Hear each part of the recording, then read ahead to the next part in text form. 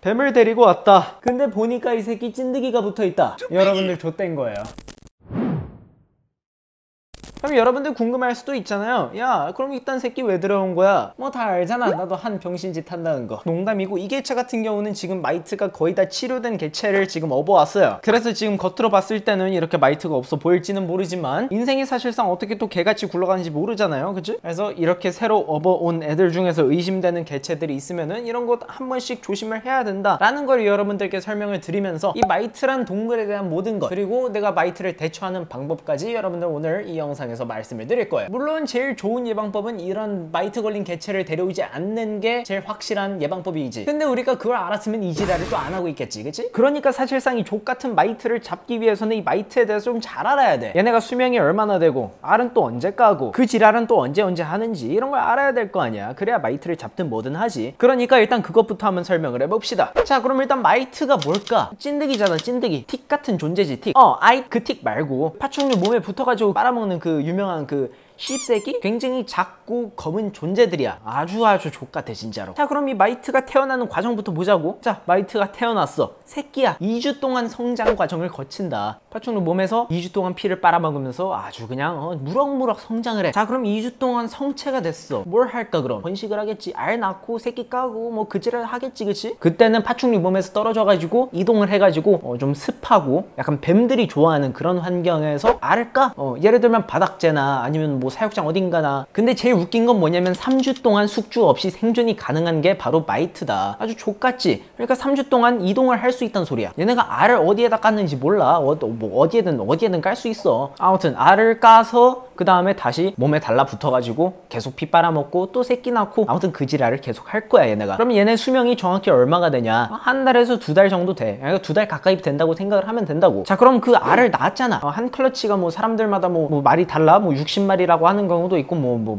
몇천 마리라고 하는 경우도 있는데, 아무튼 그 알이 10일 정도 후에 부화를 해. 자, 결국에는 이게 마이트의 순환 법칙이다 이거야. 아무튼 많은 브리더들이 1주 아니면 2주 간격을 두고 마이트를 치료하는 게 바로 이런 이유 때문이야. 마이트가 2주 안에 성장하는 거를 없애기 위함이라고. 그러면은 이제 문제가 이 족같은 애들을 어떻게 없앨 건데? 그래서 오늘 제가 설명하는 이 방법은 총 3가지로 나눠져 있어요. 첫 번째 온욕, 두 번째 약욕, 그리고 세 번째가 코팅이야. 물론 여러분들이 좋은 약, 뭐 예를 들면은 뭐 마이트 릴리프 같은 약이겠지? 마이트 릴리프 같은 약을 가지고 있으면은 그대로 쓰면 돼. 거기 나와 있는 설명서대로 쓰는 게 제일 좋아. 근데 요즘 마이트 릴리프가 굉장히 구하기가 힘들어. 그래서 그게 없더라도 여러분들이 쉽게 이 마이트를 없애는 방법을 제가 한번 가지고 와봤어요. 자, 그러면 마이트를 없애기 위해서 제일 중요한 거는 뭐냐면 몸에 있는 개체들을 다 떼내는 게 제일 중요하겠지, 그치? 그 몸에서 성장 중인 애들이랑 몸에서 계속해서 성체인데 계속 피 빨아먹으면서 영양분 섭취하는 애들. 근데 뱀들한테 마이트가 붙었을 때 제일 족같은 게 뭐냐면 막 눈으로 들어가고 그 지랄을 한다고. 특히나 파이톤들은 더 힘든 게 뭐냐면 이 피트기건 안에 그 마이트가 그 조그만 마이트들이 들어간다니까? 아무튼 결론적으로 몸에 있는 거를 떼내는 게 제일 힘들고 제일 중요하다. 그래서 이 부분만 솔직히 신경을 써주면 어느 정도 마이트는 확실하게 잡을 수가 있다. 자, 그 다음에는 뭐 사육장이나 그런데 뭐 주변에 뭐 돌아다니는 마이트야. 이동 중인 마이트는 사실상 잡기가 쉬워. 뭐 간단해. 어디 뭐 사육장이나 아니면 뭐 땅바닥에 굴러다니고 있겠지. 그건 뭐 볶든 삶든 뭐 알아서 하면 되고. 근데 문제는 또 알이야, 알. 얘네가 알 어디다 놨는지도 보이지도 않잖아, 그치? 심지어 알은 또 파괴가 잘 안 돼. 찾기 쉽지도 않고 그리고 파괴도 어렵다. 약간 그 저그로 보면은 그 저그 알 있잖아. 약간 그런 존재야. 물론 걔네들은 찾기라도 쉽지 얘네들은 뭐 답도 없다고. 결국에는 그 알에서 이제 부화를 한 새끼들을 가차없이 죽여버리면 돼요. 그래서 오늘 제가 설명하는 방법들은 대부분 용품 같은 경우는 10일에 한 번, 그리고 이제 개체 같은 경우는 1주나 이제 예민한 개체들 같은 경우는 2주에 한 번씩 이렇게 오늘 말씀드린 루틴대로 한 번씩 해보면 됩니다. 제가 여태까지 제 사육 공간에 마이트가 터진 일이 한 2번 정도 있었거든요. 그 2번 다 초기에 진압을 해가지고 다행이지, 그거 아니었으면 나도 지금 막 대머리 돼가지고 아주 스트레스 많이 받았을 거야. 자, 일단은 우리 기본적인 온욕부터 시켜주면서 좀 물을 좀 먹일 거예요. 얘한테 물을 먹이는 이유는 이따가 다시 설명을 할 거고, 일단 지금 따뜻한 수돗물로 그냥 일단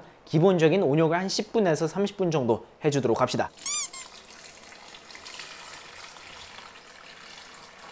한 10분에서 30분 정도 물에 좀 넣어주면서 수분 섭취도 좀 하고, 그리고 이제 겉에 그냥 표면에 붙어있는 이 마이트들을 좀 떼준다 생각을 해봅시다. 자, 그럼 그 사이에 우리는 뭐하냐? 이 사육장 소독해줘야지.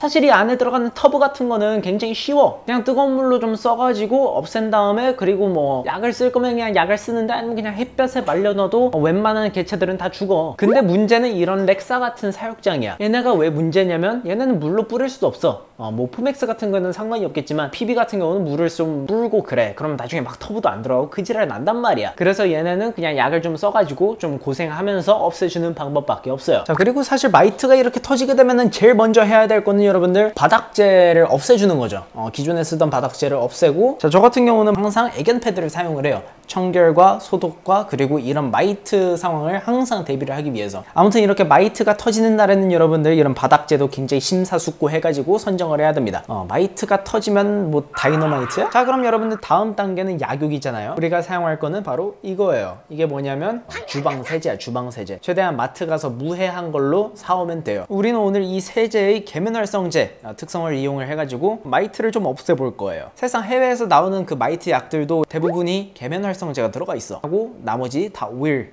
같은 거. 그럼 이거를 이제 넣어줄 거야. 아주 조금. 거품이 어느 정도 날 정도로 넣어주면 되는데, 이건 너무 조금이고, 자, 거품 정도를 보면 한 이 정도로 거품이 날 정도로만 이렇게 세제를 좀 넣어주면 됩니다. 계면활성제가 정확히 어떤 역할을 하냐, 이 마이트가 이 비늘 안으로 이렇게 침투를 했을 거 아니에요. 그러면은 마이트하고 이 공기층 사이에 살짝의 유막이 생겨. 그래서 아무리 온욕을 하고 아무리 물을 집어 넣든 간에 얘네가 어느 정도의 공기층이 만들어지면서 좀 숨 쉴 수 있는 공간이 그렇게 만들어져. 그래서 온욕을 아무리 그렇게 오랫동안 한다고 해도 이렇게 수분이 침투를 못하니까 얘네가 살아남을 수밖에 없어. 자, 아무튼 이렇게 계면활성제가 들어감으로써 유막과 그리고 수분층의 그 사이 경계가 깨지면서 얘네가 이제 숨을 못 쉬면서 아주 그냥 기분 좋아 죽겠지, 그치? 그거를 이용을 해가지고 오늘 이렇게 치료를 하는 거예요. 아무튼 이렇게 또 10분가량만 잠깐 이제 레스팅을 시켜두자고. 그리고 사실상 이렇게 다이너마이트처럼 마이트가 터지면은 제일 중요한 거는 바닥재 교체도 물론 중요하지만 사실상 제일 중요한 거는 공간 분리예요. 공간 분리. 예를 들면은 지금 이 코로나 상황에서 이 확진자 격리하는 거랑 약간 비슷해. 마이트 걸린 애들 이렇게 따로 놔두고, 그리고 약간 마이트 의심되는 애들이나 아니면은